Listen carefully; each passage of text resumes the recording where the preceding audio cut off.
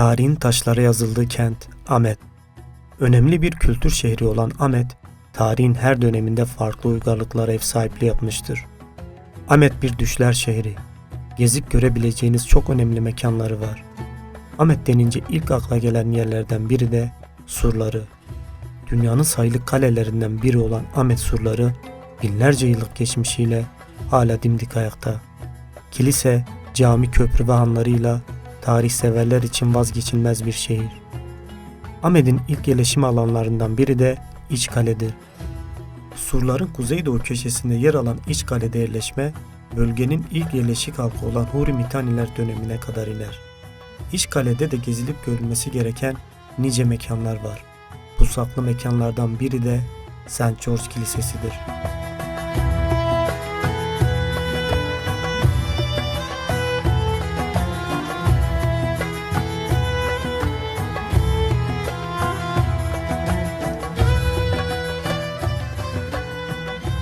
Diyarbakır'ın, Amed'in kültürel yapısına bakarsak çok uluslu, çok etnik bir yapıya sahip. Yani birçok etnik gruptan insanların birlikte yaşadığını görüyoruz. Bunu ta milattan öncesine kadar da götürebiliriz. Günümüze kadar da bunları sırasıyla getirebiliriz. Birçok çok tanrılı dinin beraber yaşadığını biliyoruz. Bunlar Hristiyanlık, Musevilik, ondan sonra İslamiyet. Bunlar uzun yıllarca birlikte ibadetlerini sağlıklı bir şekilde yapıp günümüze kadar getirmişlerdir.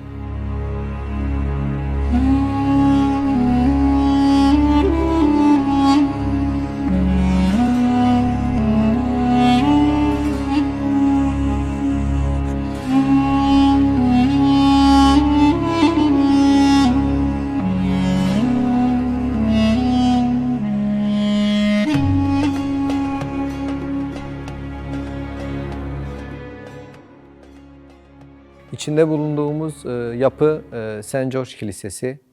5. yüzyılda yapıldığı ile ilgili elimizde bilgiler var.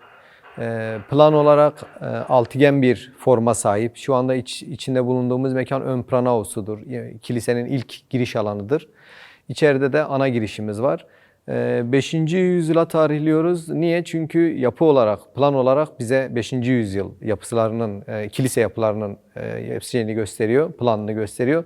Zaten Hristiyanlığın Roma'da kabul görmesi milattan sonra 325'e tekabül ediyor. 325'ten sonra artık insanlar rahatlıkla dinlerini ve kiliselerini yapmaya başlayabiliyorlar. Ondan öncesinde Roma'da pagan dini egemen olduğu için bir kiliseler ya da ibadethaneler böyle rahatlıkla yapılamıyordu.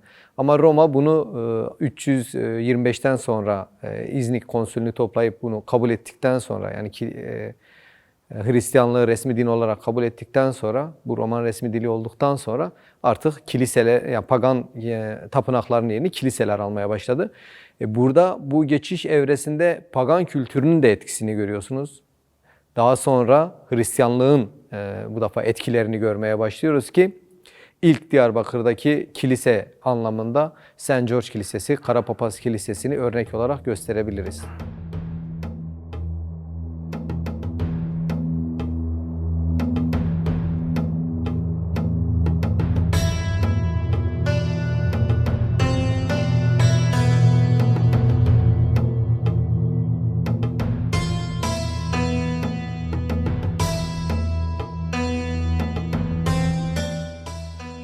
Amed'in ilk yerleşim yeri olan İçkale'de bulunan ve halk arasında Karapapaz Kilisesi olarak anılan St. George Kilisesi 4. ya da 5. yüzyıldan kaldığı belirtiliyor. Anıtsal değerde olan kilise, Artuklu ve Osmanlı İmparatorluğu dönemlerinde hamam ve cephanelik olarak kullanılmış. Yaklaşık 1600 yıllık geçmişiyle ayakta kalan Karapapaz Kilisesi, yaşadığı birçok olumsuzluklara rağmen ayakta kalmayı başarabilmiş. Kiliseyi bu kadar sağlam kılan etkenlerden biri de yapımında kullanılan bazalt taşlar. Arkeolog Şeref Yumruk, kilisede kullanılan malzeme ve döneminde kilisenin hangi amaçla kullanıldığını anlatıyor.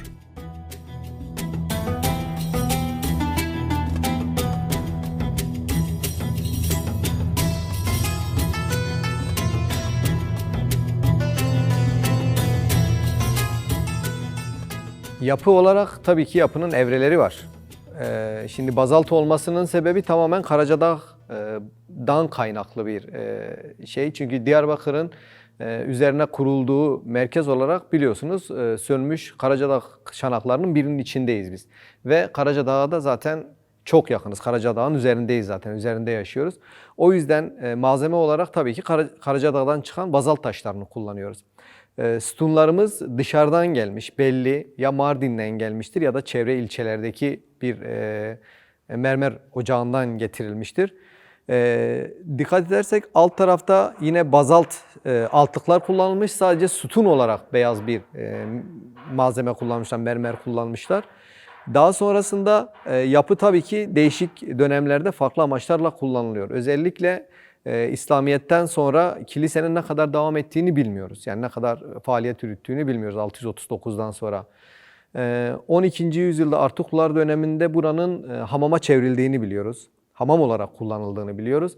Hamamdan sonra zaten bir daha artık kilise olarak kullanılmıyor burası. Çünkü Diyarbakır'ın merkezi yönetim alanı olduğu için İçkale burada yönetici kısım sürekli yer alıyor. Yönetici kısım da Müslümanlığı tercih ettiği için yani 7. yüzyıldan sonra büyük ihtimalle kilise işlevini yitiriyor. Artuklular döneminde burası hamam, sarayın hamamı olarak kullanılıyor. Daha sonra Osmanlı döneminde ise depo olarak kullanılıyor. Ta Cumhuriyete kadar da yine burası depo olarak kullanılmış. Hatta 2004'te burada bir proje başlatıldı. O proje öncesinde de alanın tamamı ağzına kadar toprak dolguyla doluydu. Cezaevinin de artık şey olarak kullanılmıştı, deposu olarak kullanılmıştı. Biliyorsunuz yan tarafımızdaki binada hemen 19. yüzyılda, 20. yüzyılın başlarında yapılmış olan Hamidiye alaylarının barındığı mekan olarak şey yapılmıştı. 1940'tan sonra cezaevi olarak kullanılmış zaten burası.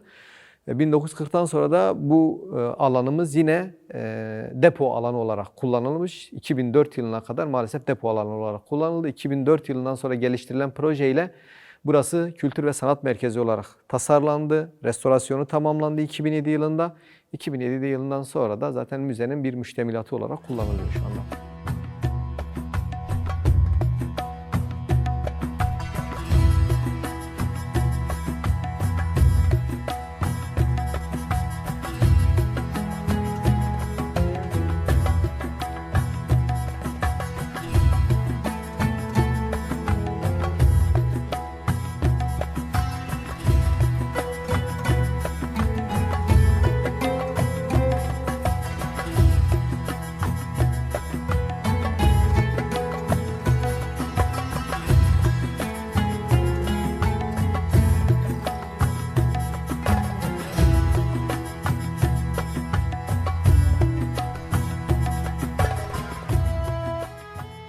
Kilisemizde iki tane birimimiz var şu anda. Bir ön alan olan pronaos dediğimiz kilisenin ana girişi. İçeriye girdiğimizde de zaten ana ibadetin yapıldığı mekanımız var. Yan tarafında papazın ve diaskosların olduğu, orada ibadetin yapıldığı sadece özel bir mekan var. Ön tarafta da yine gelen misafirlerin, ibadet yapmak isteyen insanların kaldığı mekan var. İsterseniz içeri girebiliriz.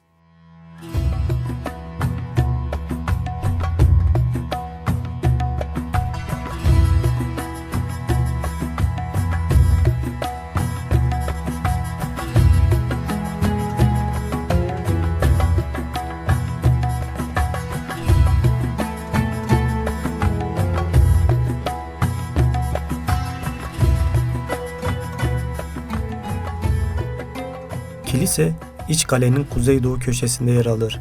Mimari tarzı ve yapıda kullanılan malzemeden dolayı Roma dönemine ait olduğu düşünülen kilise, Artuklar döneminde batı tarafına eklenen kubbeli bölüm ile hamam haline getirilmiştir. Kaynaklara göre özgün yapının bir Roma yapısı olduğu, daha sonra kiliseye çevrildiği ileri sürülmektedir. Yüzlerce yıllık geçmişine rağmen sapasağlam bir şekilde bugünlere kadar gelen St. George Kilisesi, Ahmet'in nadide mekanları arasında yer almaktadır.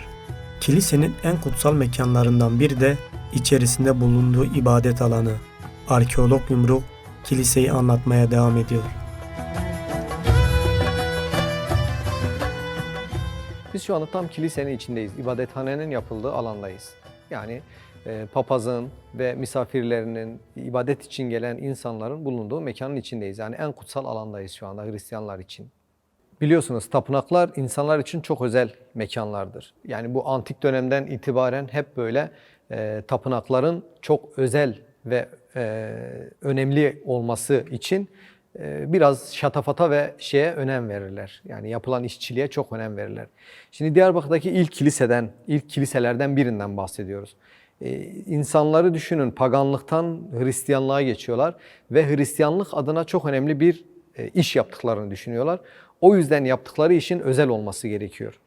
Onun için zaten Roma dönemine baktığımız zaman sütunlarımızın tamamı gerçekten tamam. Yani iri, büyük sütunlar yapıyoruz, onları biliyoruz. Ama kilisede bunu özellikle kullanmaları ve bazalt taşıyla birleştirmeleri tamamen coğrafyamızdan kaynaklanan bir şey. Coğrafyamızdaki bazalt taşıyla çevrede bulunan kireç taşından ya da bölgemizdeki bir ocaktan bulunan bir mermeri çıkarıp getirmeleri tamamen o sanatçının, bu işi yapan mimarın kendi tercihi. Şeye baktığımız zaman, tavan işine baktığımız zaman gerçekten tavan insanı hayretler içinde bırakan bir şey. Hem genişliğinin bu kadar şey olması ve yerden yüksekliğinin de çok fazla olması ve taşıyıcı eleman olarak sadece payandalara, yani altıgen bir forma sahip bu kilisemizde ve bu altıgen formunda bulunan payandalar üzerinden yükselerek kendine destek alması ve günümüze kadar gelmesi çok önemli. Bu da kilisenin ne kadar önemli olduğunu gösteriyor.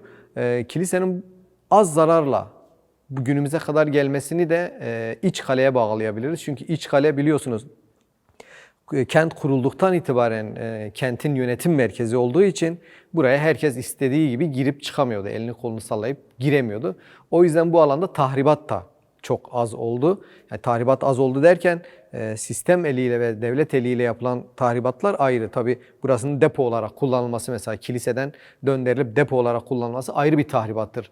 Orijinalinde buranın kilise olarak kullanılması gerekirken maalesef kilise olarak kullanamıyoruz ve cemaati olmadığı için de zaten kilise olarak kullanamıyoruz.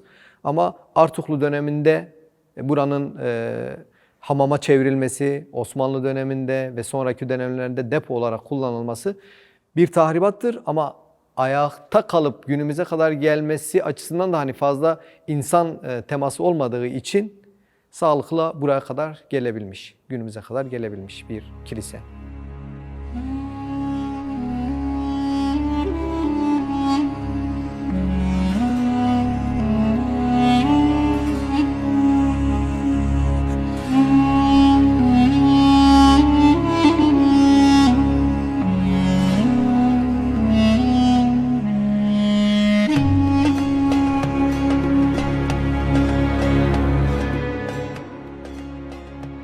Üç nefli bazilika planlı kilise doğu yönünde sur duvarlarıyla birleşerek Dicle Vadisi'ne bakar.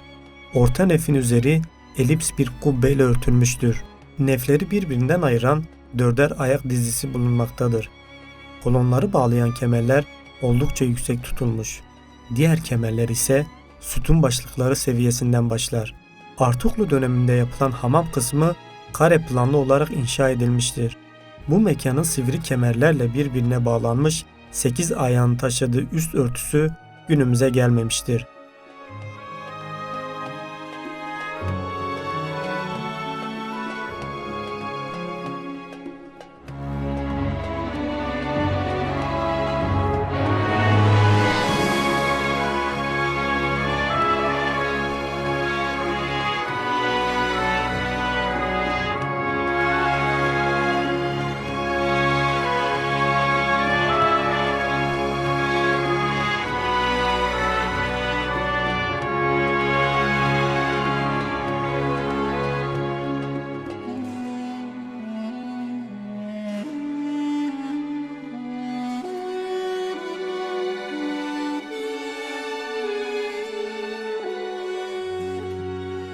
St.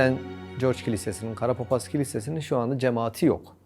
Cemaati olmadığı için de şu anda devredilmiş. Yani bu aslında kilise olarak devredilmiş ve kilise olarak kullanılmamasından kaynaklı olarak ve uzun yıllar özellikle Yani biz kaçıncı yüzyıldan, 8. yüzyıldan sonra buranın kilise olarak kullanılmadığını düşünüyoruz. Düşünün 1200 yıldır burası kilise olarak kullanılmıyor ve kilise olarak da adlandırılmıyor genelde. Şeye bakıyoruz, geçmişine bakıyoruz. 2004 yılında yapılan yani restorasyon sonrası insanlar artık buraya girip çıkabilmeye başlamış ki yani 15 yıllık bir süreç. 15 yıllık süreç içinde artık insanlar rahatlıkla buraya gelmiş, tanımlamasını yapabilmiş ve buranın kilise olduğu deklare edilmiş. Öncesinde de biliniyordu ama kapalı kutu. Kimse içeriye rahatlıkla girip çıkamadığı için burası 2004 yılına kadar da biliyorsunuz yasaklı bir alandı, girilemiyordu. Cezaevi halen faaldı. Adliye kısmen buradaydı ve jandarma, istihbarat ve jandarma komutanlığı buradaydı. Burada faaliyet yürütüyordu. O yüzden herkes hani istediği gibi girip çıkamıyordu. O yüzden bilinmiyordu. Ama şimdi belki hani turizm adına biraz faaliyet yürütülürse ve tanıtımı yapılırsa tabii ki Karapapaz Kilisesi hak ettiği yere ulaşacaktır. Burada şu anda sanatsal sergiler yapılıyor. Heykel sergileri yapıyor, resim sergileri yapılıyor, fotoğraf sergileri yapılıyor ve insanlar gelip buraya rahatlıkla girebiliyor. Bu önemli bir avantajdır. En azından insanlar rahatlıkla gelip bu mekanı sorgulayabiliyor. Bu mekan nedir? Niye bu kilise, yani kilise olduğunu öğrendikten sonra niye kapalı acaba diye sorular sorabiliyorlar şu anda.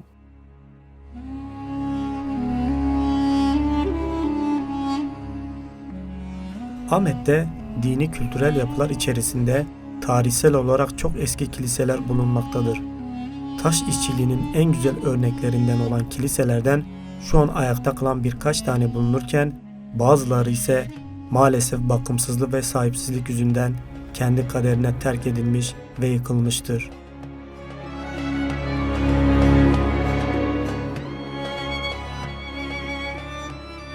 Karapapaz Kilisesi'nin hali hazırda cemaati olmadığı için ne yazık ki ibadet de yapılamıyor.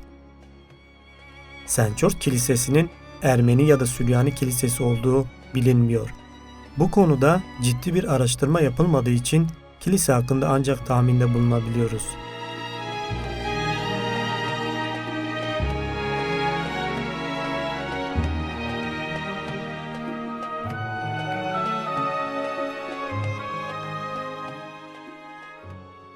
Bölgemizde ve coğrafyamızdaki ilk Hristiyanlığı kabul eden halklar tabii ki Süryaniler olduğunu biliyoruz.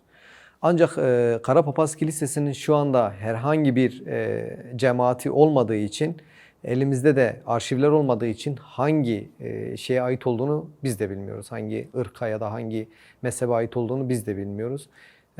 O yüzden net bir cevap veremiyorum buna. Ama bilim adamları tabii ki araştırıp arşivlere ulaşırsa Karapapaz Kilisesi'nin kime ait olduğu ortaya çıkacaktır. Ama sanki yani Süryanilere yakın gibi duruyor çünkü bölgedeki ilk kiliseleri Roma egemenliğinde Süryanilerin yaptığını biliyoruz.